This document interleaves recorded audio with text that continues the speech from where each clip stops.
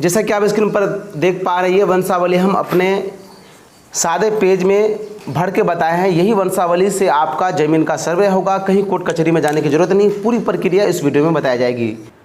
नमस्कार, सलाम, आदाब साथियों, मेरा नाम अबुल कलाम, यूट्यूब चैनल कलाम किरण में आपका स्वागत है। मैं आज आपको बताऊं कि आप किस तरह से वंशावली बनाएंगे, क्योंकि वंशावली किसी भी समिति से या सरपंच से या फिर एफिडेविट ऐसा कुछ नहीं बनाना है, अपने हाथ से खुद बनाएंगे, वही आपका सर्वे में लगेगा, वही मान होगा। एक भी रुपये खर्च करने की जरूरत नहीं है। स्टेप बाय स्टेप पूरी जानकारी वीडियो में मिल जाएगी। तो चलते हैं, वीडियो को शुरू करते हैं। बहुत सारे साथी हमें कमेंट करते हैं कि सर ये वंशावली कैसे बनाएं, वंशावली किसके लिए बनाया जाता है, क्या होता है। देखिए, वंशावली मतलब आपके वंशज का जमीन है, तो आप हिस्सा लेना चाह रहे हैं, सर्वे अपने नाम से करवाना चाह रहे हैं, उसके लिए दिखाना पड़ेगा कि इसके कितने वंशज हैं, कितने उत्तराधिकारी हैं, कितने लड़का है, कितने लड़की है। अगर लड़का डेथ कर गया तो उनका कौन वंशज है, ये जानकारी दी जाती है। यहाँ पर नाम किसका लिखा था, जिसके नाम से ज़मीन है, चाहे दादा हो, परदादा हो, दादी हो, जिसके नाम से ज़मीन है। ज़मीन मतलब यूँ समझिए कि रसीद जिसके नाम से कटता है। अगर रसीद नहीं कटता है तो जो केवाला में जिनके नाम से ज़मीन है, तो वहाँ पर उनका नाम फिल करना पड़ता है। मान के चलिए एक व्यक्ति है जिसका नाम है शेख सत्तार, ठीक है, सत्तार, ठीक है। पिता इसका जो भी है वो लिख दीजिएगा। यही वंशावली आपको सर्वे में देना है। कोई कोर्ट कचहरी या फिर सरपंच मुखिया या फिर कोर्ट से एफिडेविट वगैरह बनाने की जरूरत नहीं, यही आपका काम आएगा। पिता का नाम, जो भी पिता का नाम है, जैसे कि रफ्तार, ठीक है, आपके केस में जो भी होगा। फिर इसका एड्रेस जो भी है, ग्राम जो भी है वो फिल करना है। सेम टू सेम तरीके से बनाइएगा, कोई दिक्कत होने वाला नहीं है। यही आपका लगेगा। ग्राम, पोस्ट, थाना इत्यादि लिख लीजिएगा। अब क्या करना पड़ता है, इसके नाम के नीचे इस तरह एरो देते हैं। उसके बाद हमको जानना है कि कितने इसके वंशज हैं। हम इसके स्थिति में मानते हैं कि 2 लड़का 1 लड़की है। आपके स्थिति में जितना होगा उतना ही नाम दर्ज कीजिएगा। जैसे कि इस तरह कर दिए।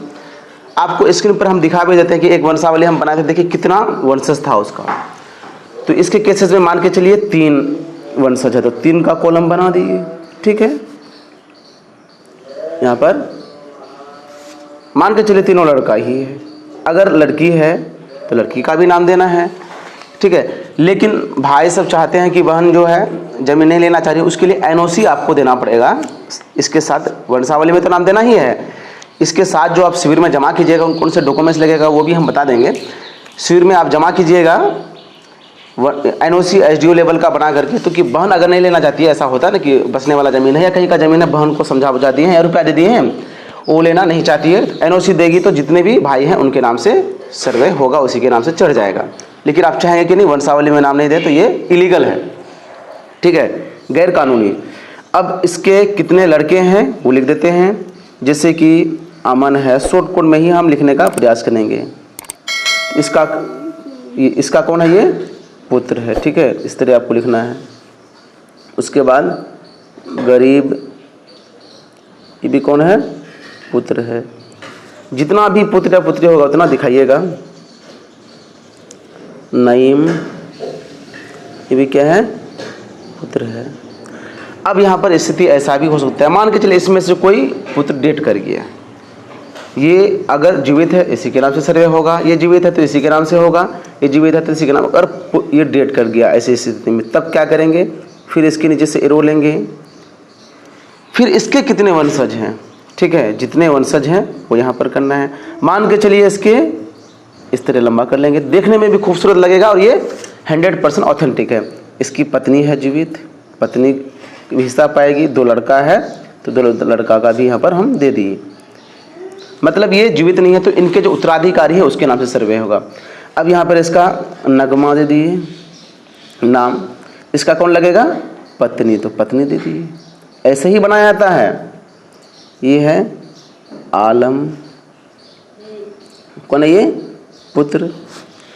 इसके बाद ये नसरुल,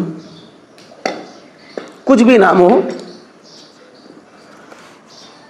ये तो बन गया। अब करना क्या है, तो देखिए अब हम समझ लेते हैं कि ज़मीन कितना है, कैसे बांटिएगा। यहाँ पर आपको देखना है।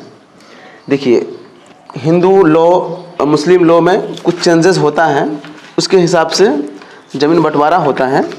मान के चलिए मुस्लिम वाला में है, यहाँ पर क्या है कि 80 डिसमिल ज़मीन है, मान के चलते हैं, ठीक है। या ऐसा माने कि जो इजी हो जाए, आपका जितना ज़मीन होगा उतना फिल कीजिएगा।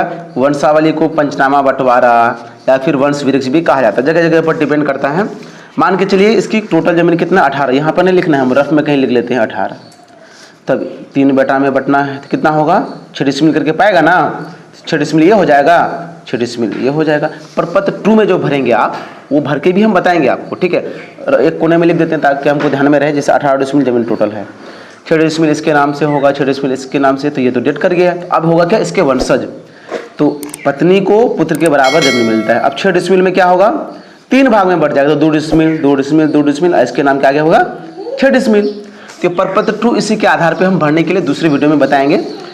अब क्या करना है, यहाँ पर जितने भी उत्तराधिकारी हैं, जैसे कि ये हो गया, ये हो गया, ये हो गया, ये हो गया, सबका क्या होगा, यहाँ पर साइन लगेगा 1-2 करके। जितने भी उत्तराधिकारी हैं यहाँ पर हस्ताक्षर करेंगे तभी वैलिड होगा। कितने हैं, 5 मेंबर हैं। देखिए करना क्या पड़ेगा, सर्वे में प्रपत्र 2 भरना है। सबसे पहले वंशज का जमीन है तो वंशावली बनाइएगा, प्रपत्र 2 भरिएगा। फिर एक प्रपत्र 3(1) होता है, उसके बाद बंटवारा नामा भी होता है। बंटवारा नामा क्या होता है कि ऐसा प्लॉट है, मान के चलिए, ठीक है।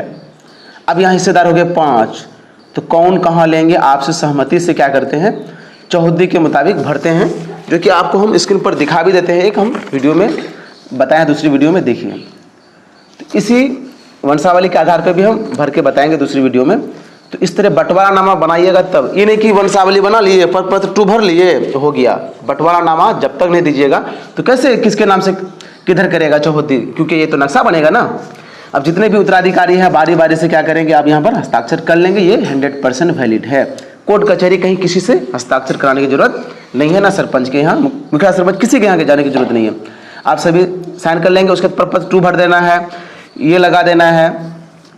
सबसे पहले क्या, जमीन का जो डॉक्यूमेंट्स, चाहे खतियान हो या क्या वाला हो, वो लगा दीजिएगा। रसीद करता अगर है तो रसीद लगा दीजिएगा, वंशावली लगा दीजिएगा, प्रपत्र 2 लगा दीजिएगा। उसके बाद बंटवारा नामा, जो कि हम वीडियो में बता चुके हैं, तो तीनों चीज़ लगा दीजिएगा। पहला क्या हो गया समझ लीजिए, दोबारा सुन लीजिए, केवाला या खतियान जो है वो लगा देना है। प्रपत्र 2 आपको दिखा भी देते हैं कि किस तरह का होता है, ठीक है, ताकि आपको आप संशय में ना रहे कि प्रपत्र 2 कैसा होता है, नहीं होता है। ये है प्रपत्र 2, ये भी भरना पड़ेगा आपको। उसके बाद होता है ये प्रपत्र 3(1), उसके बाद ये होता है बंटवारा नामा। ये तीनों हर हाल में चाहिए आपको, ठीक है, ये भर लीजिएगा, तभी जा करके आप सर्वे में अलग अलग सबका जमीन होगा। अब तो वीडियो को लाइक कर दीजिए। आप सबसे शिकायत रहता है कि वीडियो को लाइक और कमेंट नहीं करते, कम से कम वीडियो में गुड वेरी गुड ये आप कहाँ से देख रहे हैं इतना तो जरूर कमेंट कीजिए। साथ ही चैनल को सब्सक्राइब कर घंटी दबा दीजिए ताकि आप हमसे जुड़ पाएँ, और जो भी लेटेस्ट इन्फॉर्मेशन आएगी उसकी जानकारी हम वीडियो के माध्यम से देंगे और ग्रुप के माध्यम से भी देंगे। ग्रुप से भी जुड़ जाएं, वीडियो के डिस्क्रिप्शन में लिंक है। वीडियो को रास्ता देखने के लिए तहे दिल से शुक्रिया।